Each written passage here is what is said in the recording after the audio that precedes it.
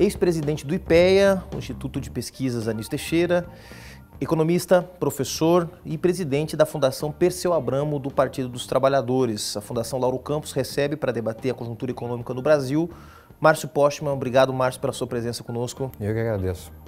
Para mim é uma oportunidade especial porque fui aluno do Lauro Campos, tive grande afinidade com ele, foi muito importante na minha formação, inclusive, quando eu trabalhei em Brasília, na UNB. Márcio, vamos começar falando um pouquinho da situação econômica nacional. O Brasil acabou sendo atingido pela crise econômica internacional, evidentemente integrado ao sistema econômico internacional, isso era quase inevitável.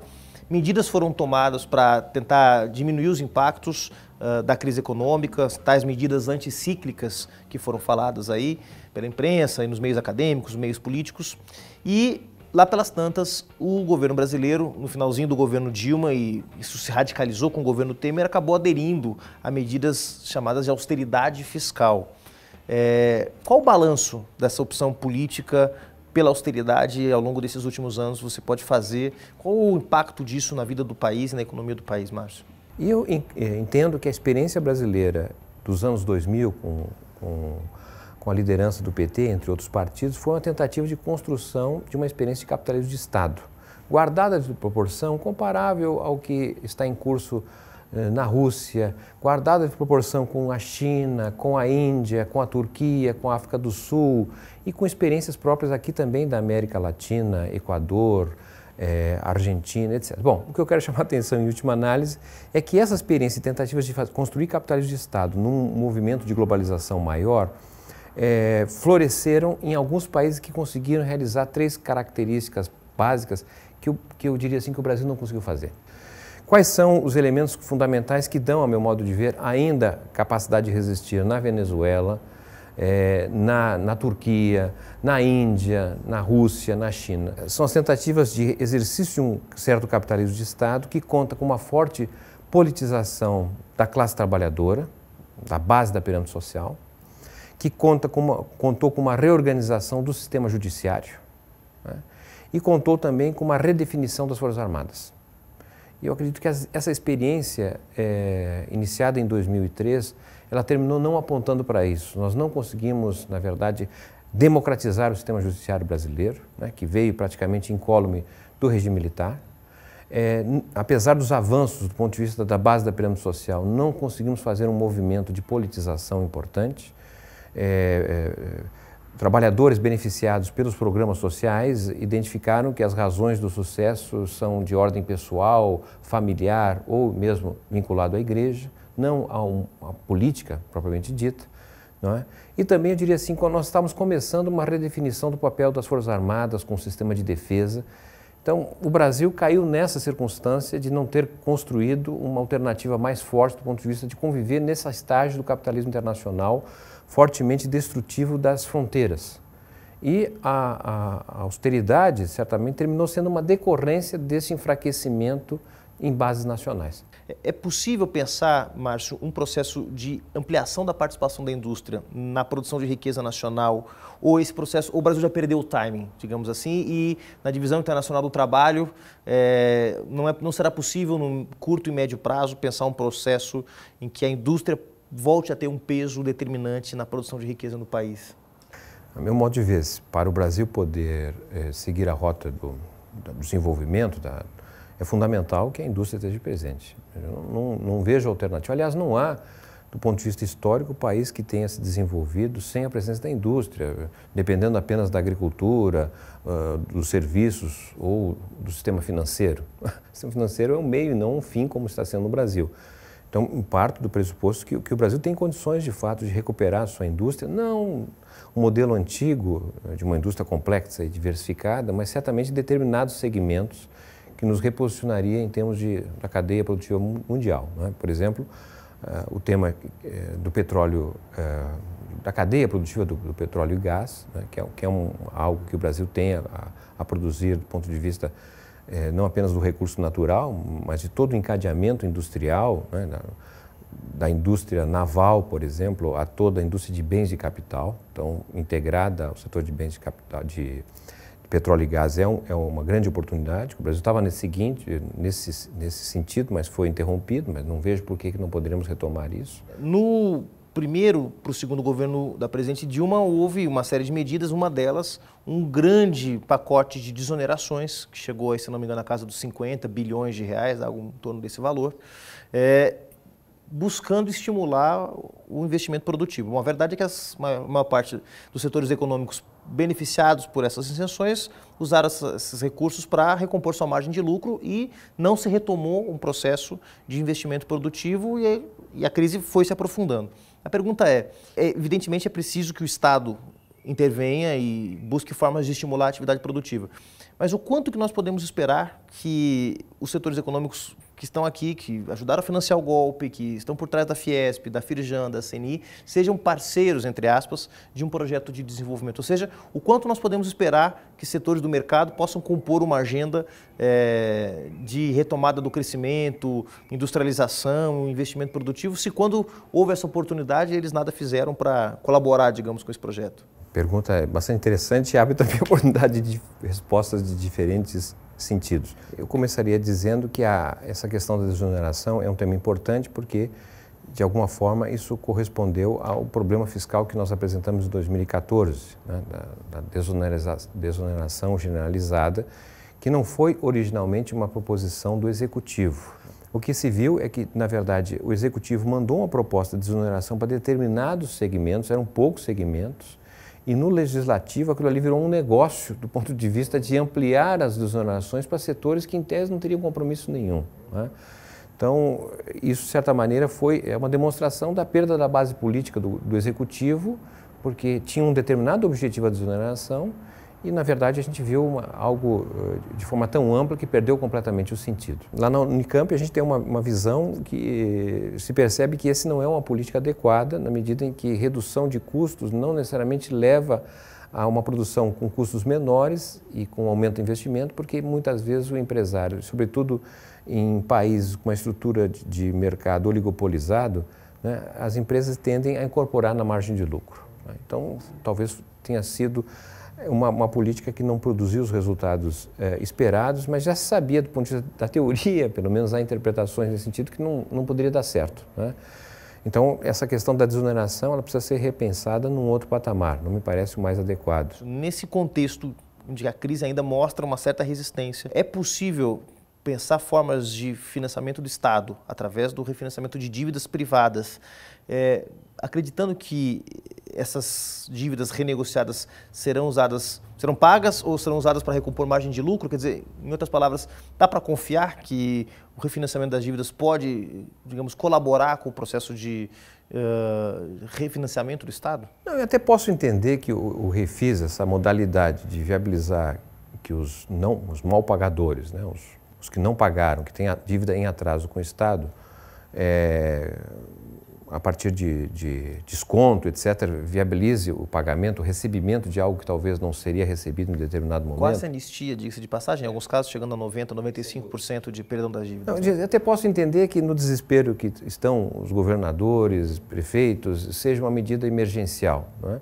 Mas como isso, na verdade, vem se repetindo ao longo do tempo, termina sendo um prêmio aos maus pagadores. Então, não me parece que é o caminho adequado, não é? Há um grande consenso entre as forças progressistas, democráticas, de esquerda em geral, de que é preciso alterar radicalmente a estrutura tributária brasileira, que hoje onera fundamentalmente o consumo e o trabalho, desonerando a renda e os proprietários, o capital como um todo, né? Então, que medidas nós poderíamos defender num programa de esquerda para ter um sistema tributário mais justo? O problema é que é uma tributação que enfoca determinados segmentos que são os segmentos anestesiados ao tema da tributação. Então, se não tiver correlação de forças, fica muito difícil avançar para além do que nós temos hoje de tributação. O que a experiência de 2003, os governos liderados pelo PT fizeram, ao meu modo de ver, foi dar progressividade ao gasto, menos a progressividade na tributação. Embora tiveram medidas de redução de tributos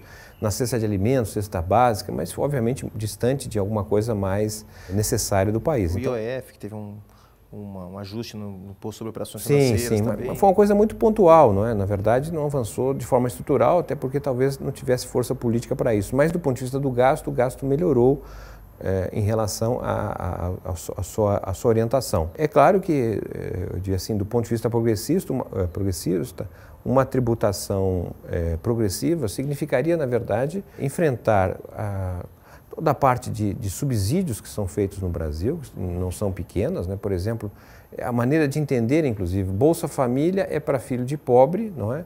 Mas filhos de classe média e rico também têm uma Bolsa Família, que significa as isenções no pagamento do imposto com as despesas com instrução privada. A outra coisa era, de certa forma, reorientar os impostos, reduzir os impostos indiretos, o próprio ICMS, IPI, que é o Imposto sobre Produtos Industrializados, por exemplo, né, que são péssimos impostos do ponto de vista do enfrentamento da desigualdade. Acontece que reduzir esses impostos, o peso dos impostos, significaria aumentar os impostos diretos, e aí significa avançar mais sobre a propriedade, avançar mais sobre a herança, avançar sobre os ganhos de capitais, não é? E, na verdade, não percebo força política na circunstância atual para que isso possa ser viabilizado. Você acha que, por exemplo, o imposto sobre heranças, no Brasil a alíquota máxima de tributação sobre heranças é de 8%. Nos Estados Unidos chega a 40%, na França 45%, são alíquotas muito superiores. Você acha que, por exemplo, uma progressividade no imposto sobre heranças, ou mesmo no imposto de renda, medidas dessa monta poderiam favorecer uma alteração da dinâmica tributária brasileira? Não, o imposto sobre herança é um ótimo imposto porque quem paga é o que já morreu, então não tem muita atenção nesse sentido, né? Que é algo que perpassa pela própria ideologia liberal capitalista, que a razão do lucro deve ser o esforço individual e não a herança, algo que vem do passado, né? Então, a tentativa isso na Inglaterra, nos Estados Unidos é bem presente. Aqui no Brasil, essa é uma parte praticamente intocável, não é? Ou permitir que a herança, para não ser tributada, fosse deslocada para fundações, né, voltadas à educação, à pesquisa, como tem em outros países. Não necessariamente é um recurso que precisaria ser, de fato, orientado para a arrecadação pública, mas para benefício público, né? Como tem em outros países. Me parece aí também uma possibilidade bastante interessante, né? Bom, o Brasil viveu recentemente algumas experiências, através, sobretudo, dos BRICS, essa articulação com Rússia, Índia, África do Sul e China, algumas tentativas de integração regional por aí. Tem o Mercosul, que é uma experiência que nós ainda trazemos dos anos 90. Outras alternativas, experiências foram desenvolvidas nesse período na América Latina, especialmente a ALBA, a qual o Brasil não se integrou. Qual o balanço que você faz desses processos de integração? Quais os limites deles? Onde mais eles poderiam ter avançado? Se a gente pudesse dizer assim, o nosso modelo ideal de integração, qual seria? Esses modelos de integração estão em xeque, vamos dizer bem a verdade, pelo menos vejo, porque a força principal da globalização tem sido as grandes corporações transnacionais. Cada ano passam a ter um poder muito maior, inclusive, do que o orçamento dos estados, né? Nós só temos atualmente 10 países cujo orçamento público, seja federal, municipal, estadual, somatório do orçamento público, somente 10 países têm um orçamento maior do que o faturamento de empresas, grandes corporações transnacionais. Então, nós estamos falando de um mundo com 200 países. Eu gosto mais ou menos da experiência do modelo de integração asiático, que é o modelo chinês, que a China, como um grande país produtor e exportador, ela é deficitária em relação dos países do seu entorno. Então, ela compra mais do que exporta para os seus países do seu entorno, mas ela monta e com essa importação ela se transforma em um grande produtor e exportador mundial. O que nós vimos no Mercosul aqui do Brasil? O Brasil era segue sendo um país superavitário com a Argentina, com o Uruguai, o Paraguai. Eu acredito que isso é um equívoco, não é? A experiência asiática tem sido fantástica. Se olharmos agora, inclusive, o fato mais recente, que é a construção desse grande projeto da Rota da Seda da China, né, que envolve 65 países, que representam 2/3 da população mundial, num volume de recursos estimado em 27 trilhões de dólares a serem aplicados até 2030. Quer dizer, é um grande projeto de abertura da economia chinesa e uma integração com a África, com o Oriente Médio, com a Europa.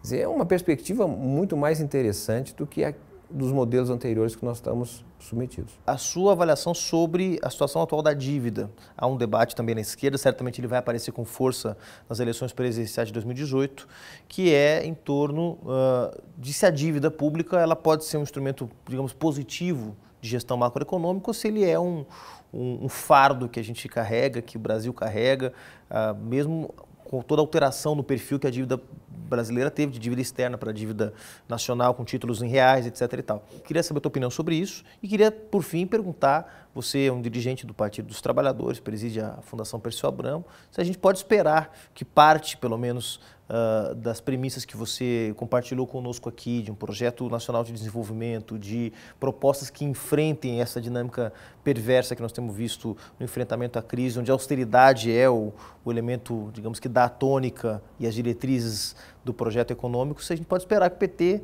possa, nas eleições do ano que vem, apresentar um programa diferente desse, que é um programa que, mal ou bem, também acabou sendo assimilado, pelo menos em parte, pelo governo da presidente Dilma nos seus últimos meses, digamos assim.